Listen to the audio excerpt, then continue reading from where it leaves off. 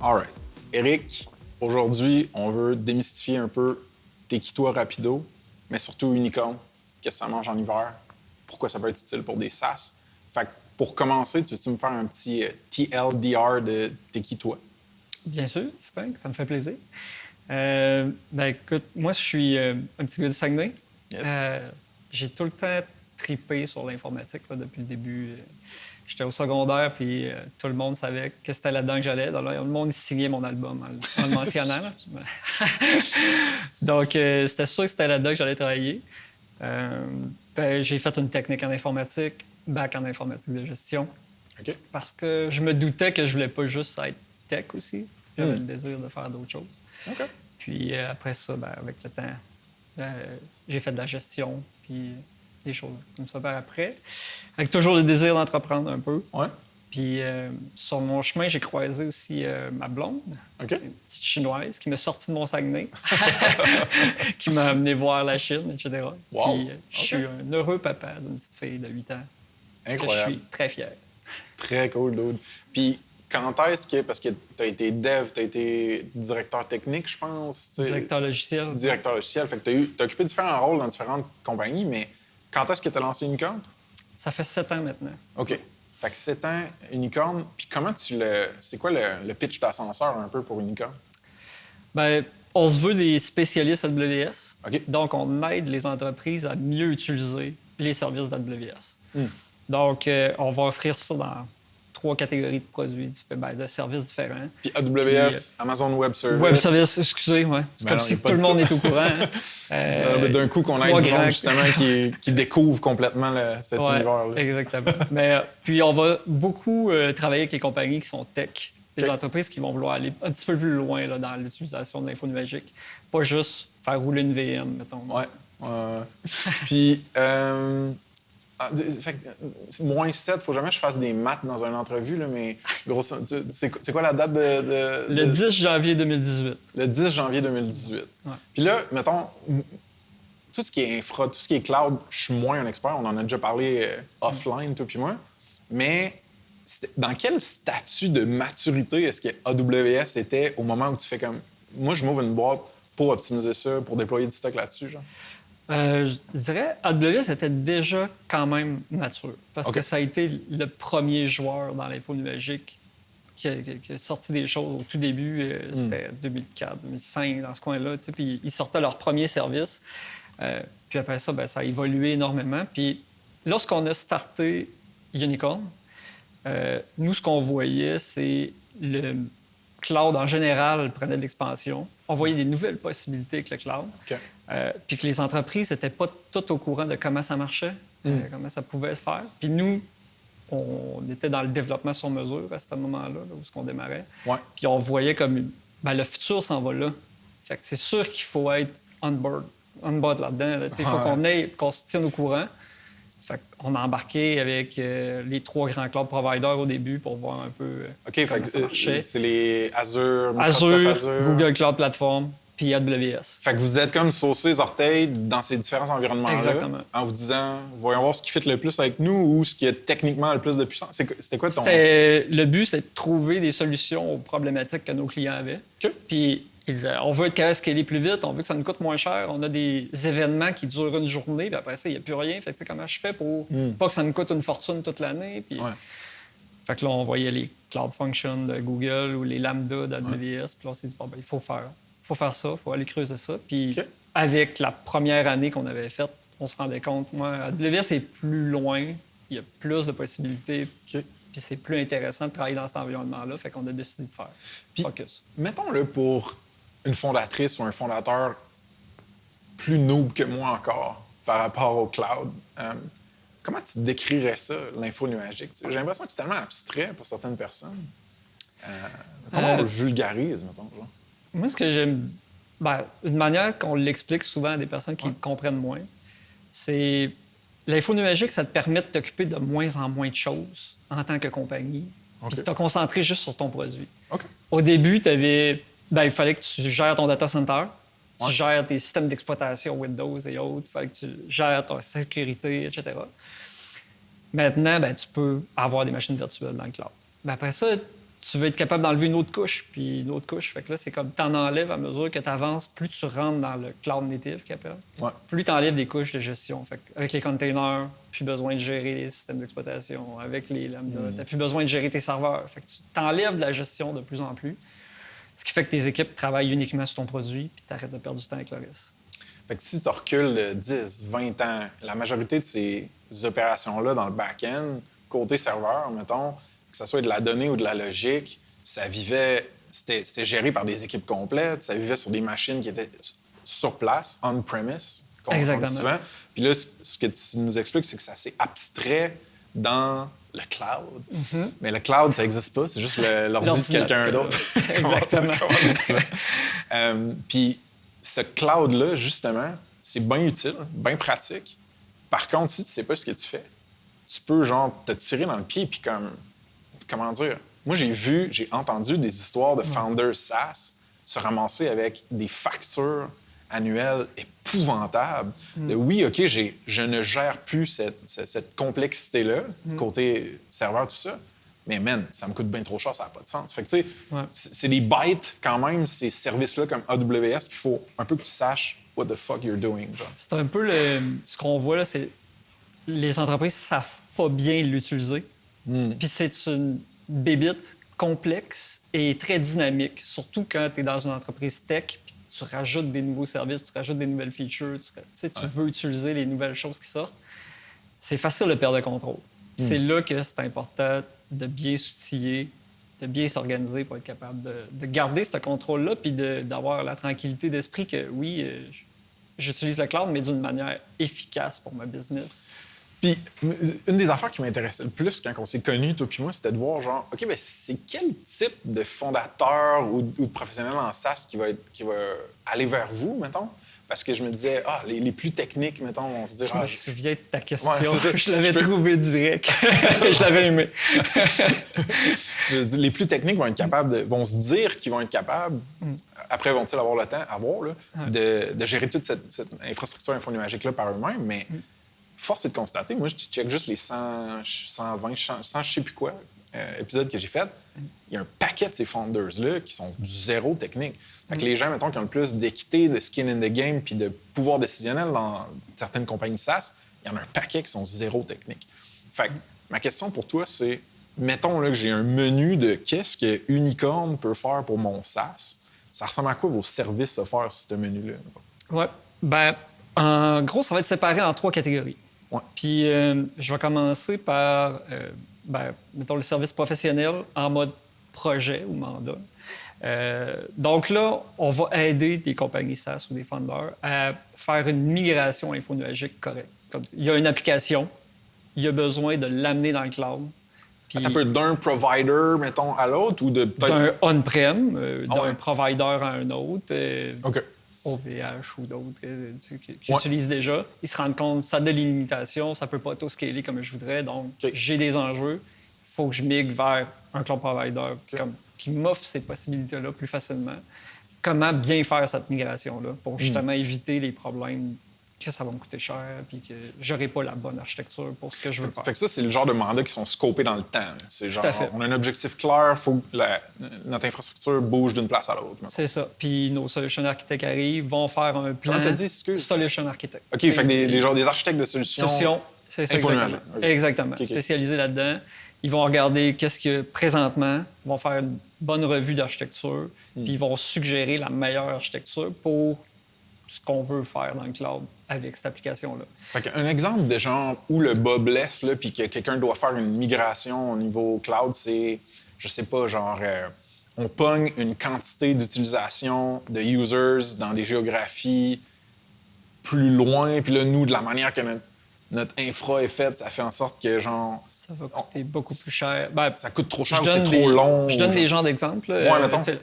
La première erreur qu'on voit tout le temps, ou souvent, c'est on essaie de recopier ce qu'on faisait ailleurs dans AWS. C'est comme copier-coller, puis là, c'est même machine, même power, même etc., mais sans penser à « OK, je peux moderniser puis aller dans du container » ou utiliser un service dédié qui peut être plus adapté pour ce que je veux faire puis qui va me permettre de sauver des coûts. Fait que ça, c'est comme première erreur, essayer de recopier tel quel quand tu comprends bien ce que tu fais avec chacun des services AWS, ben, tu peux choisir le bon service pour ce que tu veux vraiment faire. OK. Fait que ça peut avoir des gros impacts sur le coût. Deuxième genre d'erreur, c'est les coûts cachés, je dirais.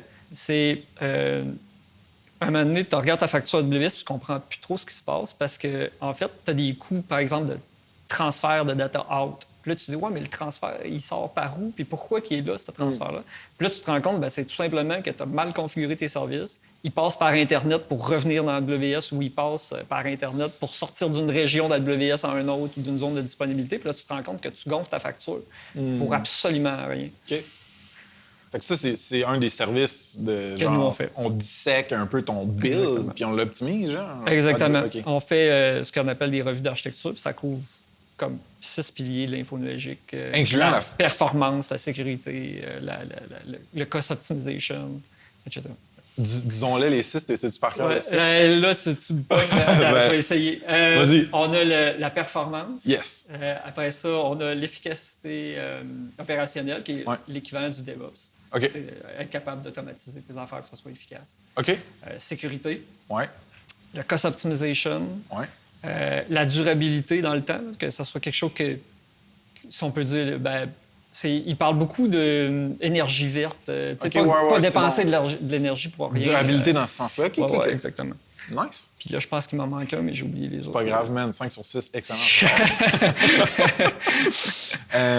Parfait. Puis, est-ce qu'on a couvert tous les services d'Unicorn? Non, parce que ça, c'est le mandat, projet scopé. On va aider, on va accompagner une équipe à mieux faire une partie de leur travail pour la partie infrastructure cloud. Ouais. L'autre pan, c'est complètement un peu plus se débarrasser de cette gestion de l'infonuagique-là. Okay. Nous, on va faire la gestion de l'infrastructure pour nos clients.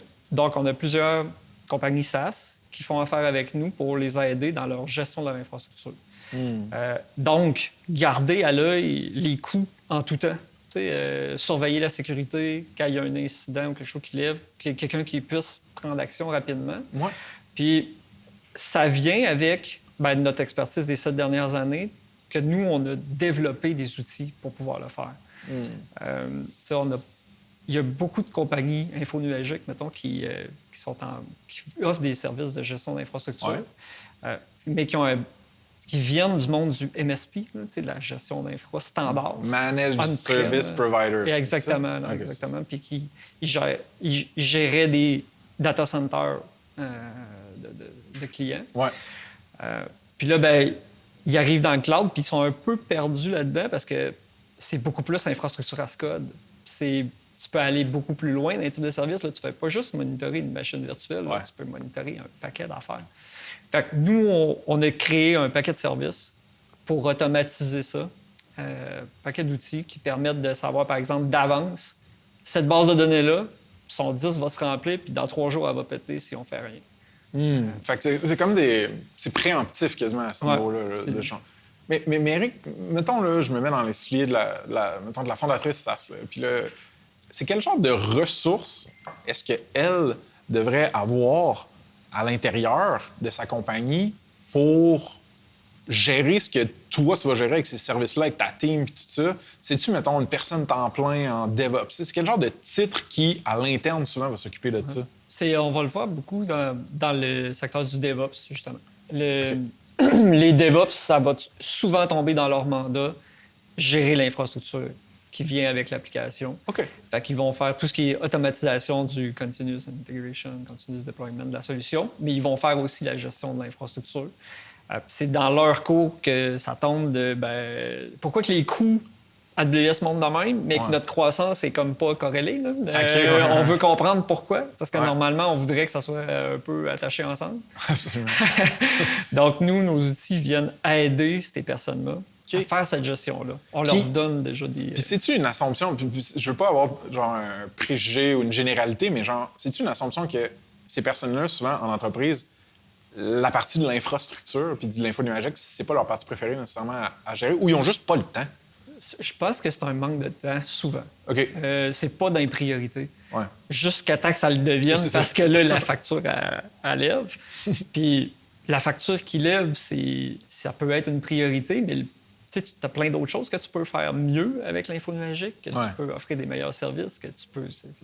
C'est pas uniquement une question de prix. Des fois, c'est une question de performance. D'expérience aussi. Etc. Exact. Ouais. Puis ces personnes-là, des fois, savent exactement quoi faire, mais le temps de le faire ou le temps de le calculer puis de vérifier, y a-t-il un retour sur investissement si je fais ce changement-là? Nous, on arrive, puis ça te sort la liste de tout ce que tu peux faire. Exact. Voici ce que tu peux sauver, puis voici si c'est simple ou compliqué. Fait que, est-ce que tu as l'impression qu'on a couvert l'ensemble des services offerts par Unicorn? Il reste quelque chose genre du dev custom? Ou il reste la partie plus développement cloud native, qui est encore le développement sur mesure, mais vraiment adapté pour le cloud. Donc, c'est le développement qu'on fait avec nos clients. C'est beaucoup maintenant en accompagnement pour les aider à faire leur premier projet serverless ou des choses comme ça, puis d'avoir amené tout de suite les bonnes pratiques, les bases d'infrastructure as code, le DevOps déjà tout prêt. Fait que là, ça permet de bootstrapper des projets plus rapidement. Puis eux, ensuite, quand ils sont rendus à faire leur embauche technique ou monter leur équipe technique, il y a comme une meilleure base. Exactement. Là, puis on peut rester pendant un certain temps pour les aider là, à partir. C'est comme il faut. Puis pourquoi, mettons... Pourquoi faire du SaaS une de vos spécialités? En fait, c'était un peu ce que nous, on voyait dans nos clients qui étaient les plus intéressants. Ceux qui voulaient aller loin dans la tech, ceux qui voulaient utiliser les affaires un peu plus, tous les différents services qui sortaient d'AWS, puis là, ils voulaient tout de suite l'essayer. Ben, c'est ces clients-là qui veulent faire ça. Donc, c'était ce désir-là d'aller tout le temps plus loin que la tech qu'on voulait faire avec ces clients-là. OK. Puis moi, en tout cas, c'est sûr que j'ai un biais, là, mais le monde en SaaS, souvent, c'est des tripeux, puis je sais pas, il y a comme un Far West, une liberté en SaaS d'explorer, créer plein d'affaires sur Internet qui, évidemment, moi, ça me fait triper, mais all right. Puis comment tu distinguerais ou positionnerais, I guess, Unicorn versus d'autres firmes qui se spécialisent dans le cloud?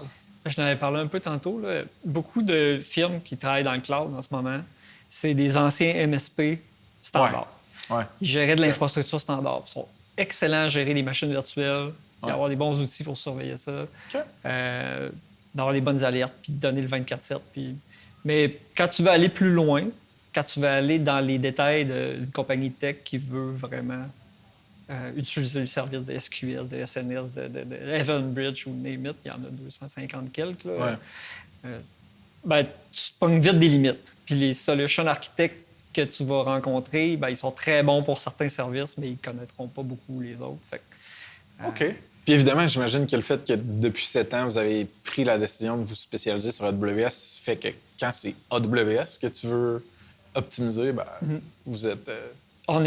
c'est ça. Excellent. Pas à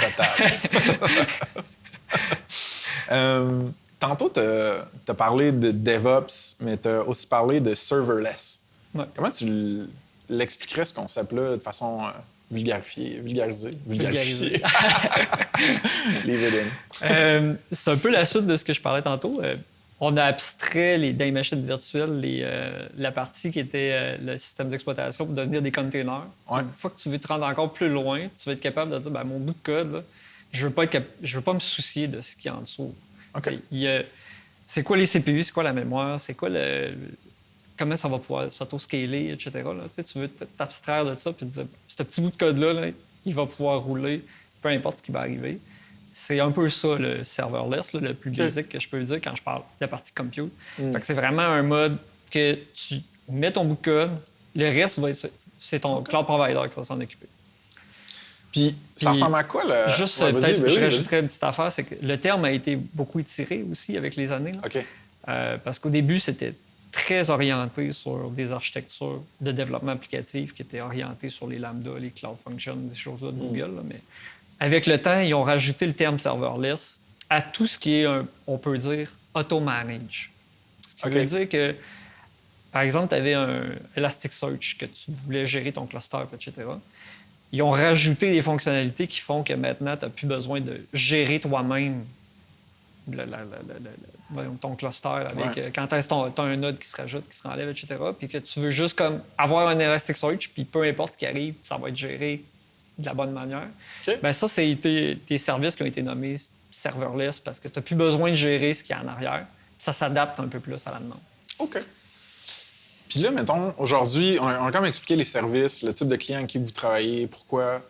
Mais c'est qui exécute ces services-là, le staff? Votre équipe, ça ressemble à quoi, mettons, chez Unicorn? Ben, on va avoir deux grandes équipes de la manière que c'est séparé dans Unicorn. La première, c'est une équipe plus infrastructure. Donc, c'est une équipe qui va aller faire la gestion pour les services gérés en infrastructure. Ben, toute la gestion des infras, qui vont faire le service 24/7. Puis, ils vont faire les projets que je parlais tantôt de modernisation, de migration, d'optimisation du cloud. OK. Puis, on a une autre équipe qui est la partie plus développement sur mesure, cloud native.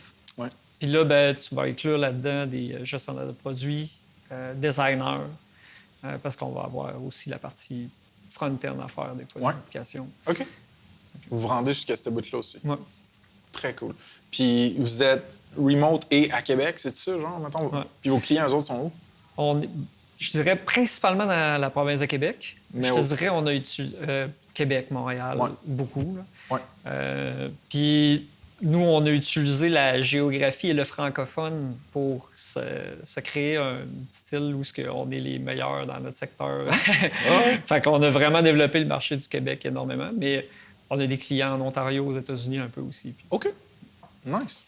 Puis, je m'en vais vers mon closing, mais genre, pourquoi tu dirais que vous avez décidé de supporter SaaSpace en devenant partenaire certifié SaaSpace? Je pense que c'est beaucoup pour continuer ce qu'on faisait déjà. Participer à la communauté. Ouais. Tu sais, présentement, ça fait 2 ans-ish là, qu'on gère les AWS Meetup à Québec. Ouais. Donc, nos gars vont faire des présentations de cas réels, vont expliquer des technos, vont inviter des clients ou d'autres compagnies à faire des démonstrations aussi pour partager l'info, montrer un peu la technologie, qu'est-ce qu'on peut faire avec ça. Puis les gars, ils trippent énormément là-dessus. Puis là, on a vu une possibilité quand ils sont venus à un de tes events, ils m'ont tout de suite parlé après. Il faut que tu parles avec Frank. C'est sûr que ça serait le fun de faire des choses avec eux autres. C'est exactement le genre de chose qui nous intéresse de voir. On voit plein de nos clients qui sont venus sur le pod, qui ont parlé, qui ont expliqué ce qu'ils font. Fait que ça s'alignait basically avec l'engagement que vous aviez déjà dans la communauté. Moi, je fais juste ça. Tu sais, j'ai pas un autre business. Fait que qu'est-ce que ça s'alignait. Puis clairement que l'audience, ben, comme tu dis, il y en a plein que c'est déjà vos clients. OK. Cool. Puis pour finir, mettons, là, si les gens veulent creuser par eux-mêmes ou même contacter quelqu'un pour soit catcher plus comment vous pouvez les aider ou c'est quoi les services à faire, etc., le site web unicorn avec un E, .cloud. Yes, exactly. Puis là-dessus, il y a un... Contactez-nous, parlez-nous de votre projet, etc. Puis là, il y a Ben qui va vous répondre. Ben? Ouais. Puis si le monde veut aller voir les autres ressources qu'on a, les descriptions qu'on a faites de Unicorn sur saspace.com/partenaire avec un S, juste cliquer sur Unicorn. Puis cette vidéo-là va vivre là, mais aussi d'autres trucs, lentement mais sûrement à travers l'année. Écoute, Dude, je suis vraiment reconnaissant pour le support, pour le partnership, puis j'ai hâte de voir ce que cette année-là va nous amener aux deux. Je suis très content aussi. All right. Merci, Eric. Merci à toi.